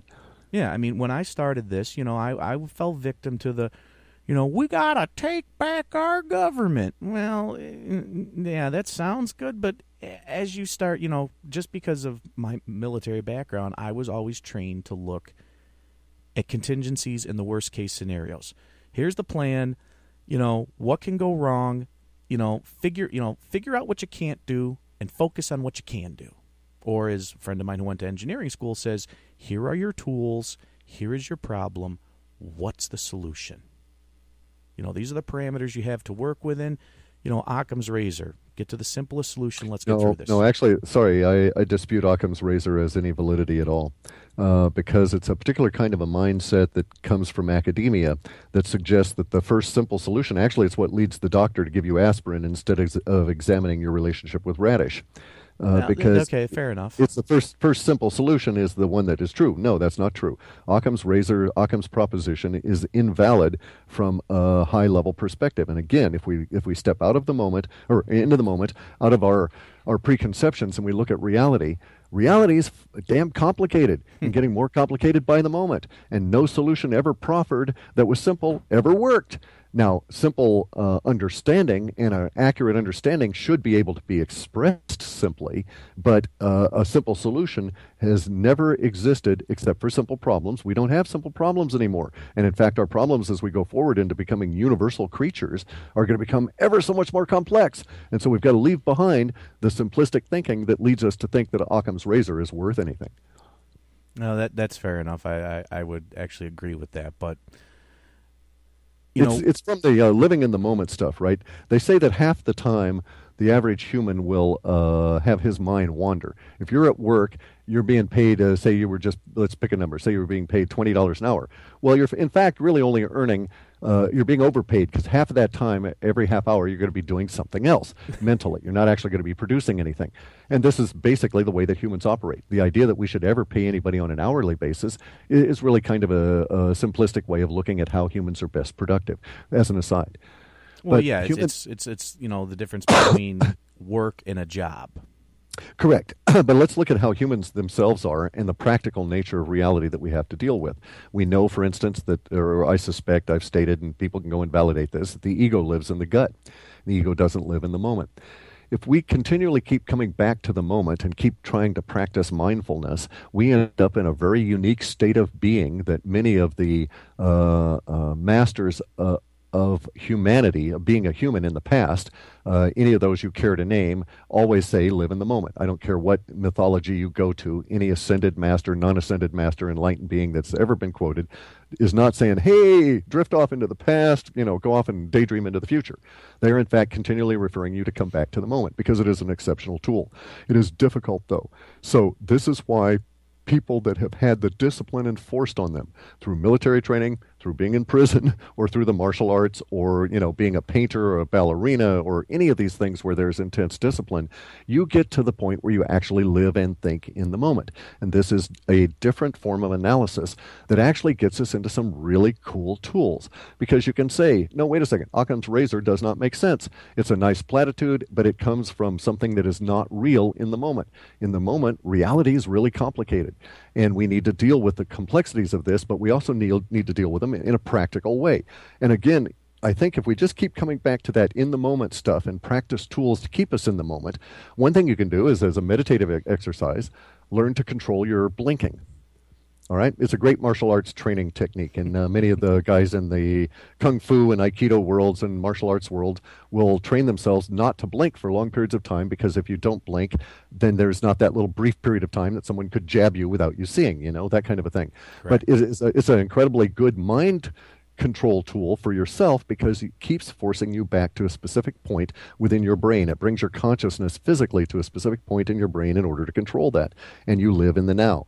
And so there's all these tools that you can use to your betterment. Most people are just simply not told about these tools. They're relatively conceptually easy to grasp, although very difficult to exert. But there's one real truism. Every single human lacks discipline until they apply it. Well, the minute you apply it, you own it. Yeah, that's an interesting. I've never looked at it from that perspective, but yeah, I would have to agree that you are correct in that one. And see, it is one of these weird kind of things where within my mind, the minute I decide that I shall exert discipline over myself, and then every time I backslide, I go back and re-exert it. Every time I backslide, I continually re-exert it. That's part of the process of discipline. It's not something it's not an object. It is something that you must create moment by moment by moment by moment. And again, all of these tools force you back into the moment, and that's a very powerful place to be, especially as we go forward into this uncertain aggregation of moments that we're calling the future. Well, and that would, to play the devil's advocate role for a second, if it's all about just living in the moment, then why are any of us bothering to prepare for the future? Well, because there's a practical aspect of this.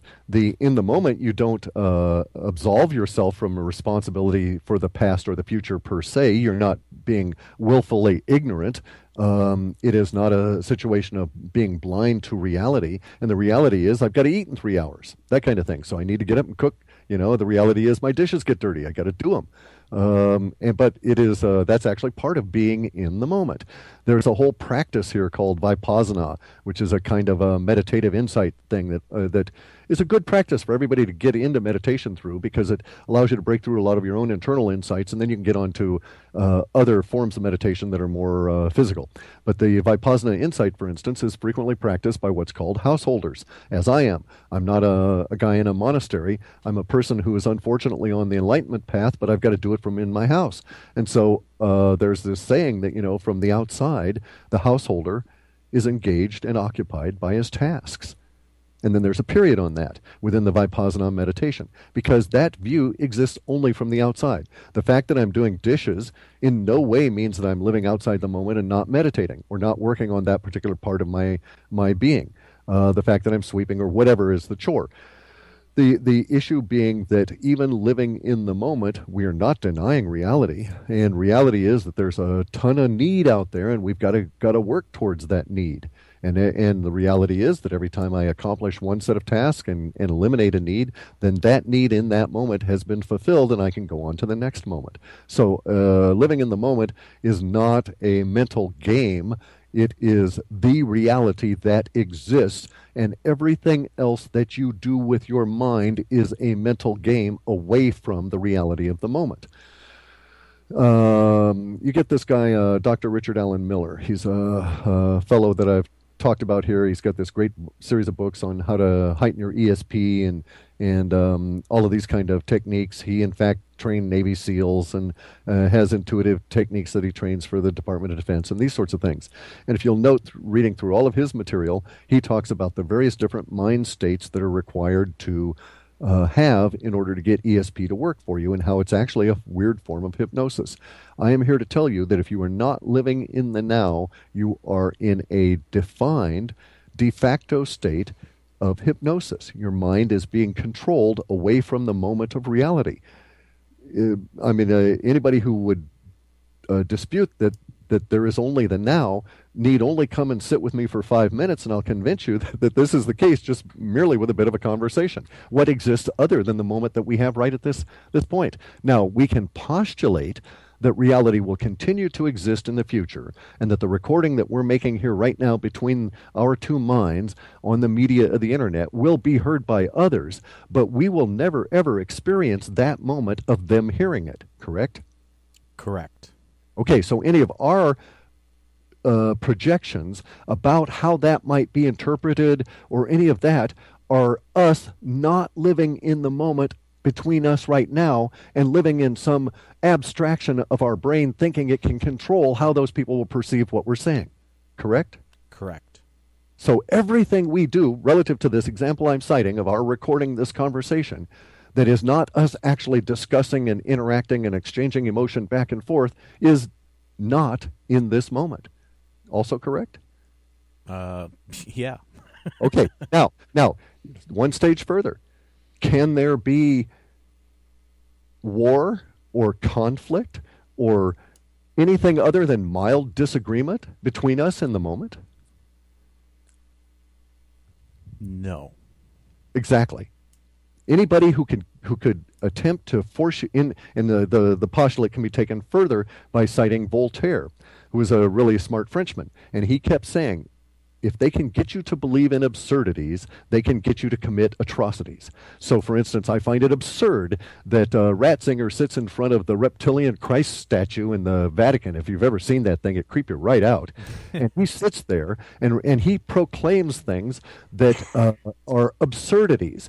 And other people will kill because of those absurdities. So some Christian in South America, wrapped into his own mental illness, wrapped around and living not in the moment, but living in the future or past projections from Ratzinger, will kill a native because of his Christian belief. And this will happen tomorrow, next day, over this next 4 or 5 months. These kind of things happen continuously because people are not living in the moment. And I again contend you cannot be compelled to kill someone for an abstraction not in the moment. And it's awful hard to kill in the moment anyway, because if you're actually, in Aikido terms, if you're living in the moment, it's rarely necessary in a person-to-person confrontation to use fatal force.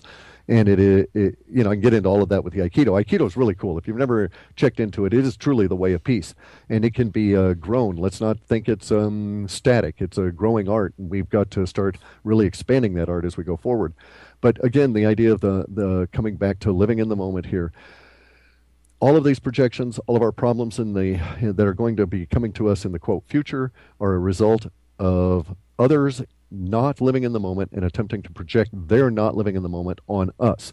We can shatter their not living in the moment, or let me say that if we can shatter their not living in the moment and force them to live in the moment with us, then our reaction to their projections and their reaction to us will even out, and we should get what we want out of it. And that, again, is basically the supposition for the world citizen movement.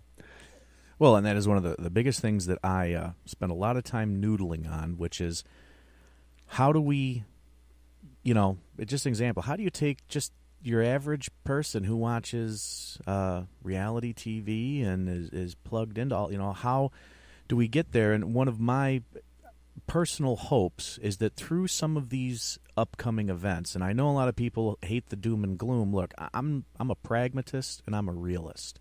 Here's the reality of life. As far as these earth changes, everything is not only spiral, as Dr. Bot would have us look at, but there's also a wave pattern to everything in our life. Everything is a wave. So these weather issues, we're just in another form of a wave. And I'm hoping that these things will nudge. And I think that's, like they say, there's a fine line between sanity and madness, and all you need to go over, it's just a little push. Well, if we can just get people that little push or enough, whether it's the 100th monkey syndrome or any other ways. Actually, I think it's the other way. Universe does that, and Universe has decided that we're the level of force required to do this, and Universe is going to continue doing this. The more that the mind control is clamping down on the populace, the more Universe will have to exert more force. It is no accident that Sandy is worse than Katrina, Rita, and that the next one will be even worse than that. These kinds of forces are necessary to break through the level of conditioning that's being placed around the consciousness. If you look at reality from a weird kind of perspective like I've got, everything is energy, and the whole thing is cohesive. It all starts at this 22 trillion times a second pulse that creates us all. We don't exist as matter, as solid stuff, so it's all waves. It's all waves that flow through all of universe. And at a level, our consciousness exists independent of the matter that it is attached to. So the fact that my consciousness is attached to the supposed matter of my body is independent of the point I'm about to make.